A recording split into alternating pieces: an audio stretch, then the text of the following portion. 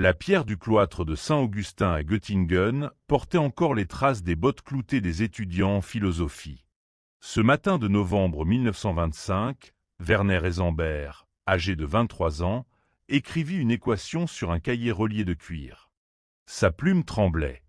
Autour de lui, l'université bourdonnait de disputes métaphysiques. Les successeurs de Kant célébraient la raison comme un phare infaillible. Les physiciens du laboratoire de Nernst se confrontaient à des particules qui semblaient défier les lois de la logique. La mécanique quantique, alors embryonnaire, avait déjà pulvérisé l'idée d'orbites électroniques stables, cette image rassurante d'un microcosme planétaire. Personne n'avait osé dire à voix haute que la nature refusait de montrer tous ses secrets. Personne, sauf ce jeune théoricien au regard d'insomniaque. Il cherchait un langage mathématique pour décrire une réalité que les instruments de mesure ne pourraient jamais capturer en entier. Heisenberg marchait le long des murs de briques rouges, les manuscrits de Bohr et de Born chiffonnés dans sa poche. Il connaissait cette tension étrange des laboratoires allemands. D'un côté, les expérimentateurs comme Franck et Hertz forçaient la matière à révéler ses spectres lumineux. De l'autre, les philosophes romantiques ressuscitaient les fantômes de Schelling et de Goethe pour condamner cette déshumanisation de la nature. Lui ne voulait ni adorer les chiffres ni idolâtrer l'âme de l'univers. Il cherchait une syntaxe nue pour traduire ce qu'il avait vu dans les matrices de Jordan. Plus on tentait de mesurer la position d'une particule, plus sa vitesse devenait fuyante. Les deux grandeurs dansaient un ballet inséparable, comme deux faces d'une même énigme. Les équations ne mentaient pas, elles révélaient une structure du réel où l'acte d'observer modifiait l'objet observé. Quand il présenta ses calculs à Max Born, le vieux professeur scruta longuement la constante de Planck dans l'équation xp supérieure ou égale à h 4π. Ce n'est pas seulement un artefact mathématique, dit-il enfin. C'est une fissure dans le mur de notre certitude. Heisenberg ressentit un vertige. La physique prétendait que, moyennant des instruments parfaits et une infinité de calculs, on prédirait chaque événement de l'univers. Laplace avait imaginé un démon capable de prévoir l'avenir à partir de l'état présent de chaque molécule. Mais les quanta érigeaient une barrière insurmontable. Même un démon omniscient ne connaîtrait jamais simultanément position et impulsion d'une particule. La vérité devenait relationnelle, tributaire de la manière dont on la cherchait. Les cafés de Munich bruissaient de discussions sur la crise de la causalité, ce terme que Planck refusait encore. Einstein lançait des lettres incendiaires à Bohr, arguant que Dieu ne jouerait pas au dé. Heisenberg, dans ses nuits blanches à Helgoland, avait compris. La question n'était pas morale, c'était une propriété intrinsèque de la matière. La réalité n'était pas enveloppée d'un voile temporaire, dissimulant des secrets qu'une science ultime dévoilerait. Non. La brume était fondamentale. Elle coulait dans les veines des particules, indélébile et sans écho. Un soir d'hiver 1927, en relisant son manuscrit devenu l'article fondateur, il fixa la page comme si elle allait s'effondrer sous son poids. L'incertitude n'était pas une lacune humaine, c'était un sceau gravé dans l'os du cosmos. Mais alors, qu'es-tu en train de mesurer, exactement, quand tu scrutes ces grains de lumière? La limite de ta connaissance. Ou bien la preuve que l'observateur a toujours été un fil du tapis qu'il contemple. Tu as vu les photographies de ces éclairs figés dans le ciel, des serpents de lumière capturés dans leur course, leur vraie nature trahie par l'immobilité de la pellicule. Voilà ce que nous avons tenté avec les électrons, les enfermer dans des boîtes étiquetées, position et vitesse. Ils se dérobent comme l'eau entre les doigts, s'évaporant en probabilité dès qu'on les saisit. En 1924, Louis de Broglie murmura une hypothèse audacieuse. Si la lumière pouvait être à la fois onde et grain, pourquoi pas toute matière? Le soupçon devint certitude 5 ans plus tard, quand Clinton Davison et Lester Germer, dans les laboratoires Bell, virent des électrons se comporter comme des vagues frappant une digue, créant des franges d'interférence même envoyées un par un, comme s'ils se rappelaient les chemins possibles. Le monde microscopique refuse la netteté des billes de verre. Les particules dansent dans des nuages de densité probabiliste, des brumes mathématiques où chaque point cache une chance d'être détecté. Schrödinger écrivit cela sous forme d'onde en 1926, une équation où le carré de l'amplitude du champ donne la probabilité de présence, un brouillard quantique plus réel que l'objet lui-même. Ce n'est pas un défaut d'éclairage, ni un voile à soulever. La matière ne brille pas comme des étoiles dans le vide. Elle palpite, telle une flamme vacillante dans le noir. Pourquoi résistes-tu à cette idée? Parce que tes yeux, ta langue, tes mains ont évolué dans la géométrie du mesurable. Une pomme tombe, un caillou roule, le réel semble taillé à la hache. Mais les particules ne sont pas des pommes miniatures. Elles sont des motifs de corrélation, des échos de potentialité. Le principe des ambers n'est pas une limite de nos instruments, il est la structure même de la toile. Fixe trop longtemps une particule pour en déterminer sa position. Son élan devient une tornade de possibles. Mesure sa vitesse avec trop de précision. Son lieu d'être se dilate en brouillard. Cette danse n'obéit pas à la logique des horloges. Elle suit celle de la musique des herdes et des fractales, où l'ordre cache un chaos ordonné. En 2023, des équipes ont filmé en temps réel ces ondes de probabilité s'effondrant lors d'une mesure. Elles capturaient la transition, ou prétendue transition, entre superposition quantique et réalité classique. Certains physiciens, comme les disciples de la théorie des mondes multiples, affirment que chaque possibilité se réalise quelque part. Dans des univers parallèles où tu n'es pas né, où la Terre n'existe pas. D'autres, tenant l'interprétation de Copenhague, voilà juste une commodité mathématique. Mais qui donc tranchera entre ces récits, alors que les particules elles-mêmes rient dans le langage des opérateurs hermitiens? Tu lèves les yeux vers le ciel, où des photons voyagent depuis des milliards d'années. Chaque point de cette voûte n'est qu'un événement de détection, un effondrement parmi d'innombrables mondes. Et toi, qui scrutes ces lumières anciennes, es-tu l'auteur de leur cristallisation? Ou simplement un pli supplémentaire dans l'onde qui se propage? Une conscience suspendue entre les crêtes. La question danse au bord de ta conscience, aussi insaisissable que l'électron lui-même, tandis que la nuit continue de s'étendre. L'objectif du microscope à effet tunnel frémit à l'échelle d'un picomètre, mais ces vibrations ne suffisent pas à dissiper le brouillard. Les électrons ne se montrent pas comme des boules lisses sur une table de billard. Ils dansent dans des nuages de probabilité, leur trajectoire floue comme des notes de piano jouées trop vite. En 1927, Werner Heisenberg a tracé la frontière ultime. Mesurer la position d'une particule avec une précision infinie exigerait d'ignorer totalement sa vitesse, et vice-versa. Ce n'est pas une limite technique, une imperfection de nos outils. C'est la structure même du réel qui refuse de se plier à notre désir de netteté. Les équations de Schrödinger décrivent cet état flou comme une fonction d'onde, une somme d'infini possibles, jusqu'à ce qu'un détecteur vienne briser l'équilibre. Lorsque la lumière frappe l'écran fluorescent, le point lumineux qui apparaît n'était pas là avant, il est né de l'acte d'observation. Une silhouette surgissant d'un brouillard trop dense pour la contenir.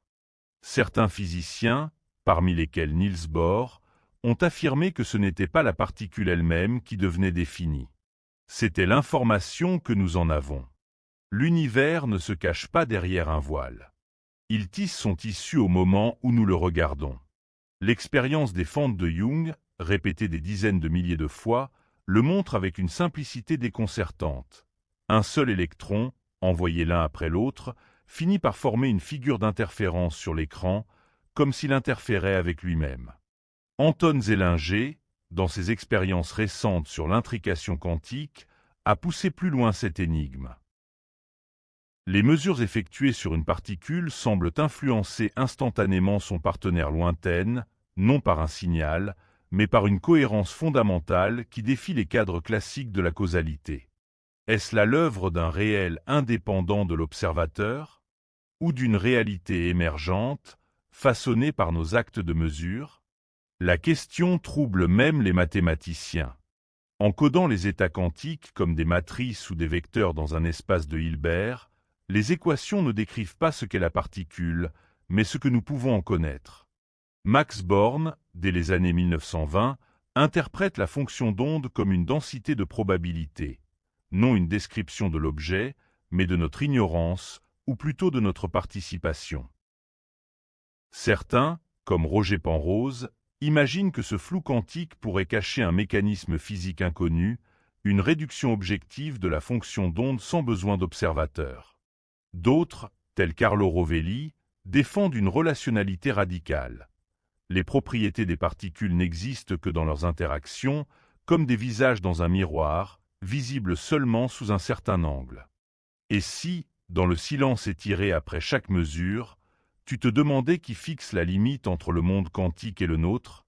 La décohérence explique pourquoi les interférences quantiques s'estompent face à l'environnement. Pourquoi les chats ne sont jamais à la fois morts et vivants. Mais alors, à quelle échelle bascule-t-on d'un règne à l'autre? Des équipes du MIT viennent de révéler des effets quantiques dans des molécules toujours plus grandes, défiant nos frontières intuitives. Et si chaque regard, chaque enregistrement, était un acte de naissance pour les formes que nous croyons observer? La nuit enveloppe les laboratoires silencieux. Des écrans affichent des graphes tremblants, des pics surgis du bruit de fond. Les chercheurs savent que chaque clic sur un détecteur n'est pas une réponse, mais une question posée au cosmos. Et que cette réponse change toujours ce sur quoi elle porte. Le bruit blanc du CERN se mêle au souffle étouffé des circuits cryogéniques. Ici, sous terre, les physiciens traquent des échos fugaces, des traces d'énergie n'existant que par leur absence. En 1927, Werner Heisenberg pressentait que le couple temps-énergie dans son principe d'incertitude ouvrait une brèche. Plus on isole un moment précis, plus l'énergie devient floue. Cette danse entre durée et potentiel tient l'univers en équilibre instable. Dans le vide, cette incertitude engendre. À 10 à la puissance 21 secondes, des paires particules-antiparticules jaillissent du néant, existant juste assez pour influencer les forces fondamentales. Ces particules virtuelles ne sont pas hypothétiques. L'effet Casimir, mesuré en 1997 par Steve Lamoureux, en atteste. Deux plaques métalliques se rapprochent sous l'effet de ces créations éphémères. Le vide, cette abstraction des philosophes, se révèle un tissu bouillonnant, une mer de Dirac où chaque point contient toutes les énergies possibles, mais toujours liées à la loi du temps. Les équations de la théorie quantique des champs décrivent ces fluctuations comme des vibrations de champs fondamentaux. Le boson de Higgs, découvert en 2012, n'est qu'une excitation passagère dans un océan d'énergie de vide. Et pourtant, cette instabilité est la source même de notre existence. Les gluons liant les quarks, les photons échangés par les électrons, toute la matière ordinaire tient à ces acteurs éphémères. Comme un tour de prestidigitation cosmique, la conservation d'énergie est respectée, à condition de ne jamais regarder à l'échelle quantique. Le paradoxe s'approfondit quand on examine la gravité quantique. À l'échelle de Planck, 10 puissance moins 43 secondes, les fluctuations d'énergie deviennent si violentes que l'espace-temps se dissout en une mousse aléatoire. Certains théoriciens, Stephen Hawking en tête, ont imaginé que même les trous noirs ne sont pas éternels. Ils s'évaporent lentement, émettant des particules. Un processus où l'incertitude temps-énergie permet à un horizon des événements de laisser échapper ce qu'il a englouti. Certes, cette radiation reste à observer. Pourtant, elle incarne une vérité troublante. Même ces géants de la gravité ne sont que des accidents temporaires inscrits dans la trame du cosmos. La nuit tombe sur le détecteur Atlas. Un écran clignote d'un pic énigmatique. Tu comprends maintenant, ce n'est pas une particule. Pas même un signal. C'est un souffle du vide, une vibration de ce qui n'existe pas encore. Et si toute réalité n'était qu'un pacte précaire entre le temps et l'énergie, une illusion fugace où l'éphémère et l'éternel échangent leur rôle à chaque instant, l'été où les neutrinos furent capturés en flagrant délit de non-localité, une équipe du CERN s'interrogeait. Ces particules semblaient défier tout repère fixe. Les données, issues de collisions à 13 téraélectronvolts, révélaient des trajectoires impossibles. Ni courbes, ni droites, mais une buée mathématique s'étalant dans toutes les directions. Comme si l'univers refusait de s'engager sur une histoire unique. Cette indécision, observée depuis presque un siècle dans les fentes de Young et les atomes d'hydrogène, n'est plus un caprice de la mesure. C'est une structure fondamentale de la réalité. Werner Heisenberg, en 1927, en avait pressenti la porosité entre l'être et le possible. Il formalisa l'inégalité xp supérieure ou égale à 2 comme une limite non technologique, mais ontologique. Si la quantité de mouvement devient précise, la position se dilue en un brouillard probabiliste. Ce n'est pas un défaut de nos instruments. C'est une propriété intrinsèque des champs quantiques qui n'ont pas de trajectoire définie, seulement des amplitudes de présence. Dans les laboratoires modernes, les ions piégés oscillent en superposition pendant des secondes. On mesure ici l'ampleur de notre erreur classique. Longtemps, nous avons cru que chaque particule suivait un chemin, comme un caillou lancé dans le vide. Les expériences récentes, comme celle de l'Université d'Innsbruck en 2021 sur les états de Wigné, montrent le contraire. Ces objets quantiques n'existent qu'à travers leurs interférences avec le reste du monde. Leur réalité? Relationnelle, non substantielle. Un photon n'a pas de polarisation avant qu'un filtre l'exige. Un électron ne choisit son orbital qu'en réponse au champ électromagnétique. La matière devient un mot dont le sens change selon le contexte, une entité d'identité différée. Cette réfraction de l'être dans l'observation pose une question vertigineuse.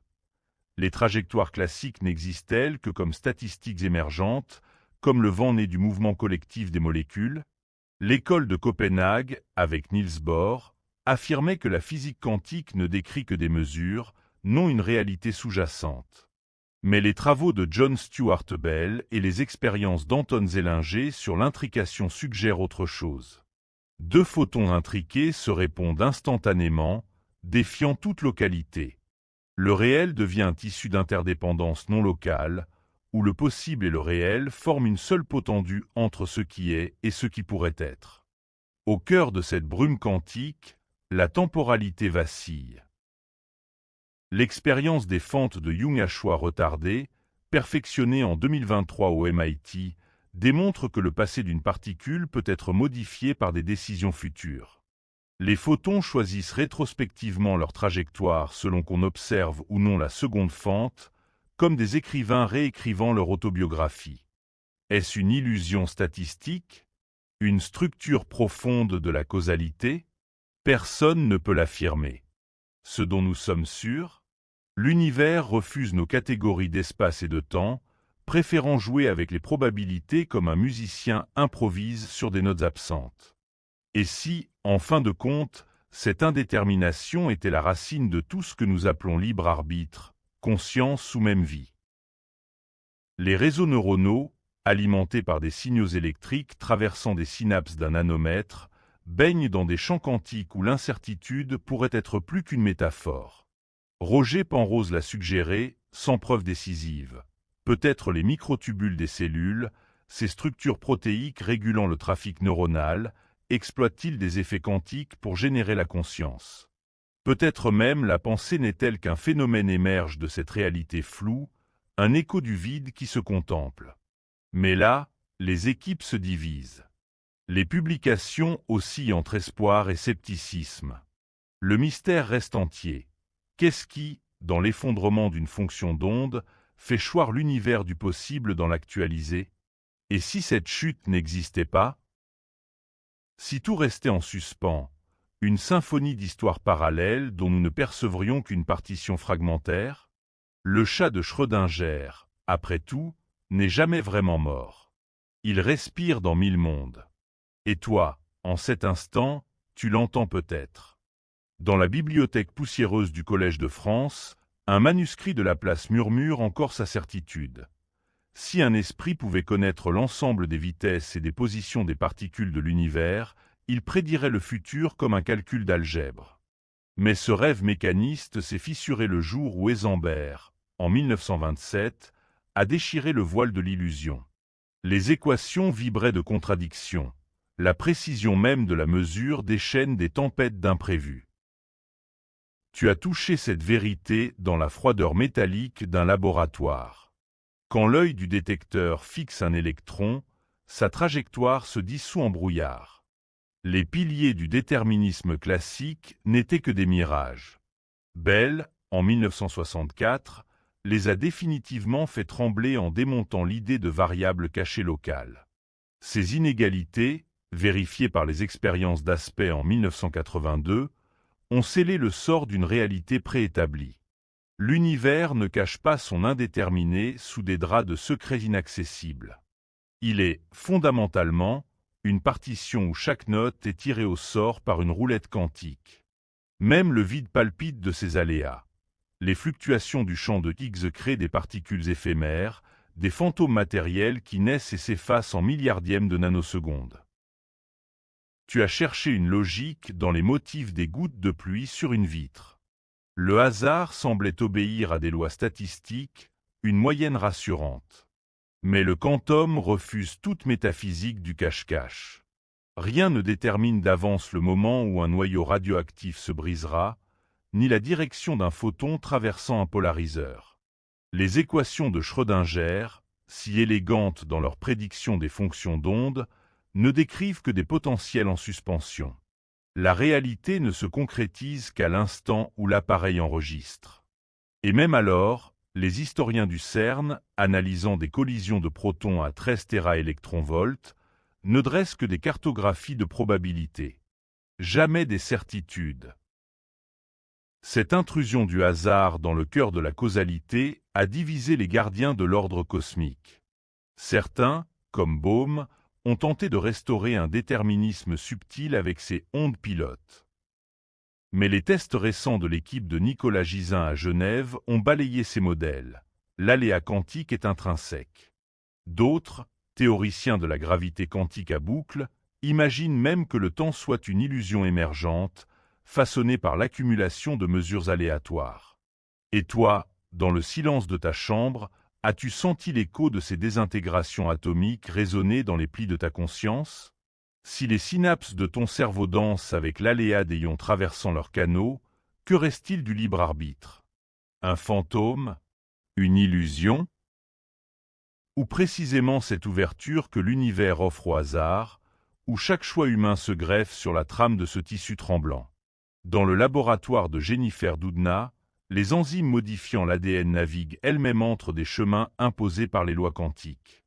La vie, peut-être, est née de cette porosité entre l'imprévisible microscopique et l'ordre biologique. Alors, si chaque instant est une porte ouverte sur un paysage de possibles, combien de toits se sont fragmentés dans les branches de cette arborescence sans fin? Ce soir, tandis que les neutrinos traversent la Terre comme une brume invisible, tu es à la fois le spectateur et le phénomène. Ce point d'observation d'où le monde se révèle, aléatoire et infini. Les photons qui ricochent sur ta rétine ne sont plus les mêmes qu'avant de toucher la surface de l'eau dans ton verre. Chaque interaction modifie leur trajectoire, leur énergie, leur histoire. L'univers n'est-il pas une myriade de dialogues secrets? Chaque particule y change d'avis après avoir écouté. Cette fragilité des états quantiques, Heisenberg la formula en 1927. Pas seulement une contrainte de mesure, la trame même du réel. Là où le connu et l'inconnu dansent une sarabande sans fin. Pourtant, toi qui lis ceci, baignant dans le bruit thermique de ton cerveau. Des milliards de neurones échangent des ions à travers des canaux ioniques. Leurs portes s'ouvrent et se ferment avec des mécanismes quantiques non négligeables, comme l'équipe de Pierre Sionnek le montra en 2021. Tu es fait de cette ambiguïté. Quand tu aimes, quand tu doutes, chaque synapse traduit ta conscience en flux électrochimiques. Les électrons jouent au saute-mouton avec les barrières d'énergie. Tu crois choisir librement? Les équations de Schrödinger dessinent un arbre infini de possibilités. Une seule fructifie sous l'œil du cortex. L'incertitude n'est pas un défaut. Elle est la toile sur laquelle se brode ta subjectivité. Il y a 40 ans, Alain Aspect confirmait l'inégalité de Bell. Mesurant des photons intriqués, il révéla que la réalité ne se divise pas en fragments indépendants. Et toi, spectateur solidaire des particules, tu découvres que ton regard change ce qu'il scrute. Quand tes yeux se posent sur un visage aimé, n'est-ce pas un effondrement d'état quantique?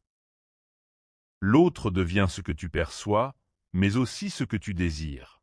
Un écho de la complémentarité que Bohr opposa à Einstein.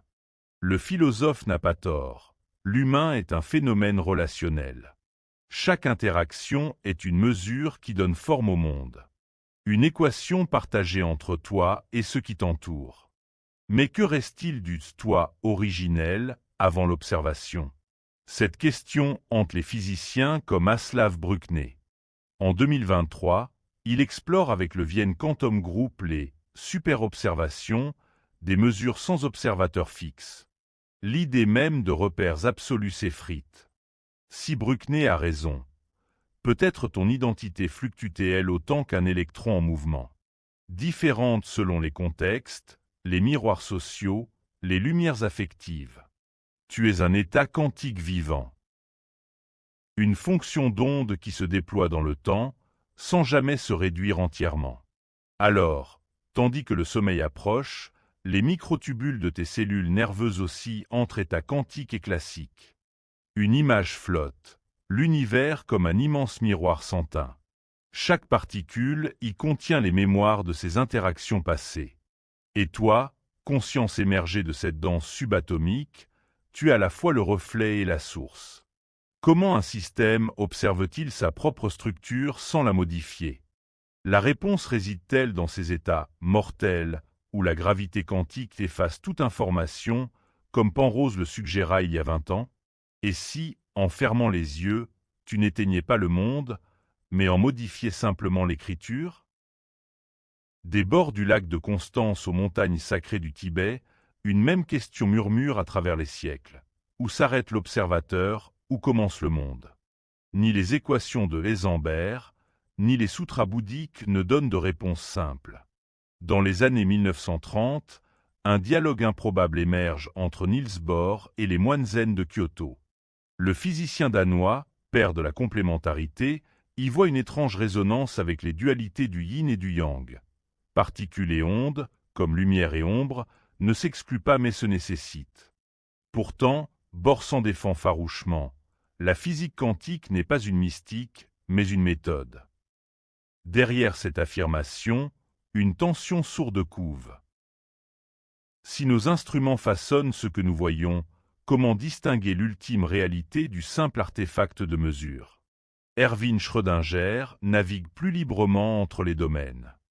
En 1925, ses équations décrivent l'évolution des fonctions d'onde, mais son esprit s'évapore souvent vers les Upanishads hindous. Dans What is Life, il invoque le concept de Brahman, cette conscience universelle où sujet et objet fusionnent, illustrant à quel point la physique quantique défie l'individualité des particules. Pourtant, ses collègues le savent. Schrödinger, malgré sa fascination, refuse d'abandonner le réalisme.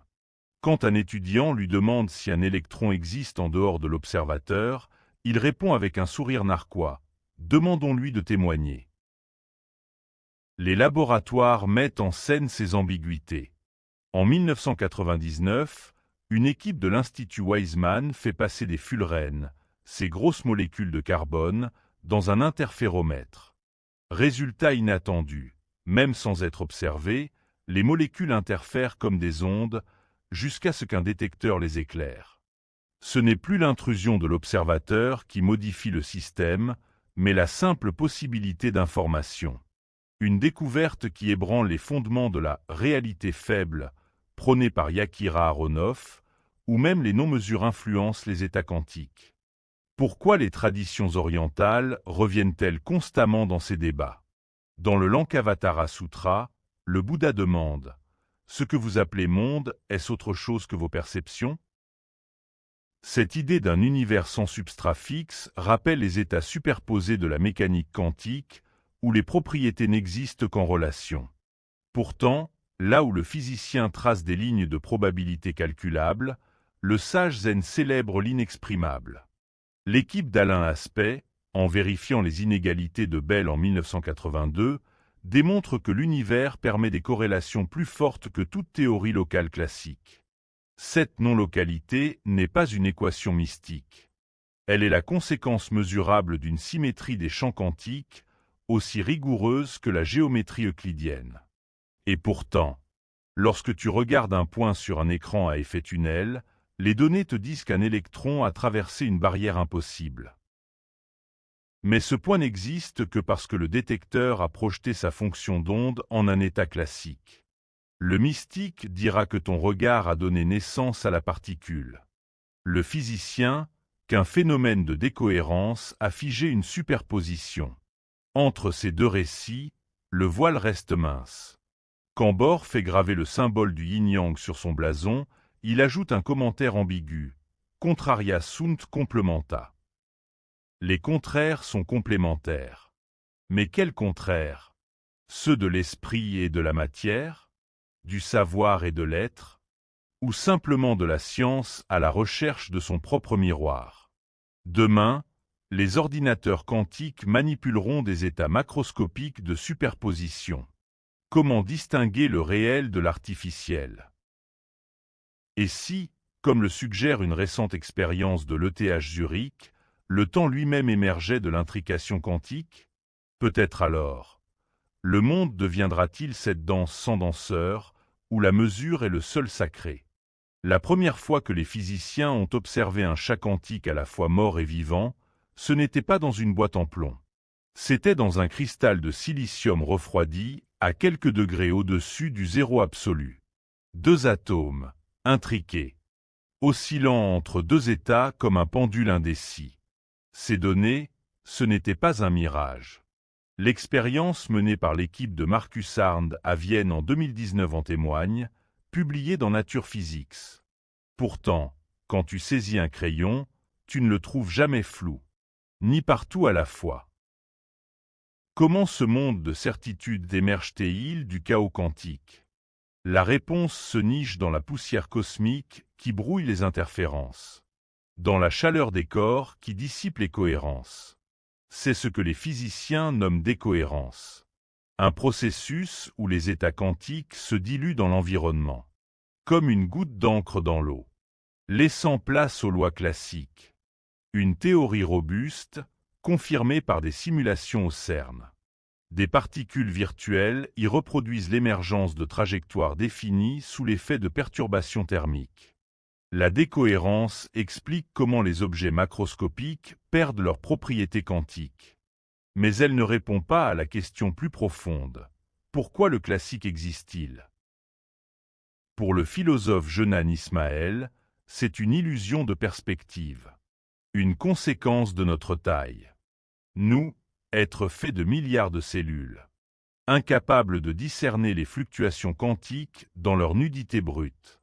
D'autres ont une vision différente. Les partisans de l'interprétation des milieux dynamiques proposée par Roger Penrose, par exemple. Ils suggèrent que la gravité force l'effondrement des superpositions à l'échelle macroscopique.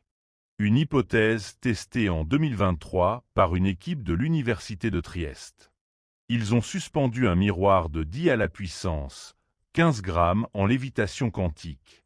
Sa position oscillait entre deux états, jusqu'à ce qu'un photon sonde révèle un décalage infime. Peut-être le premier indice d'une interaction gravito-quantique.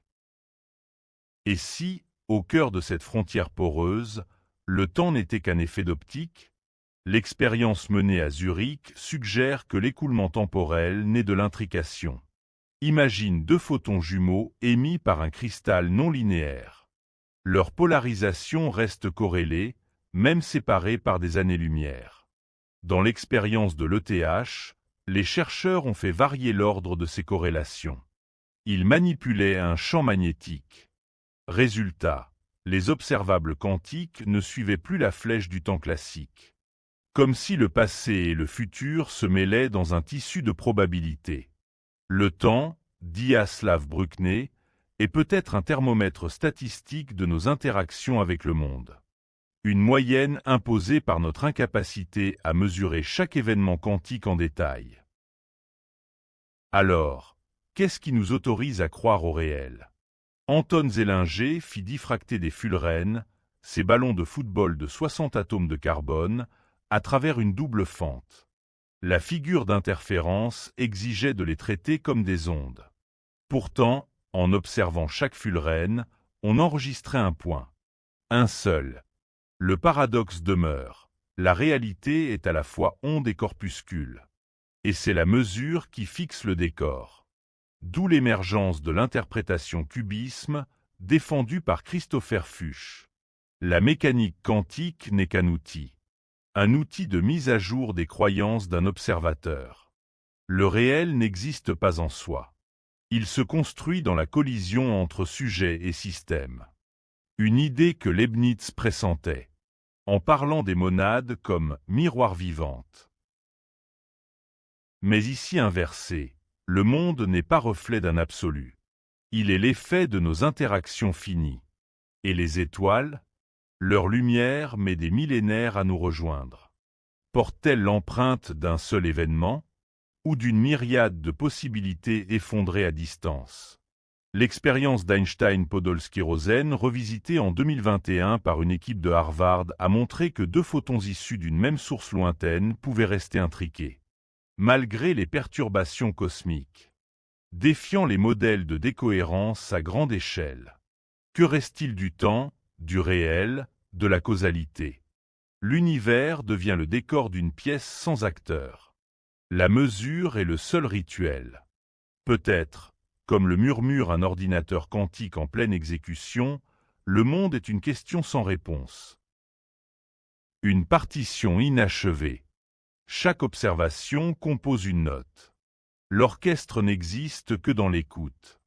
Au-delà des constellations tracées par des astronomes armés de télescopes géants, il y a un silence. Un silence que même les ondes gravitationnelles ne parviennent à troubler. Un espace où le temps perd son sens d'aiguille. Où l'espace se dissout en fluctuations d'un chaos géométrique. Depuis les équations d'Einstein, les humains rêvent d'une théorie unifiée. Une syntaxe ultime.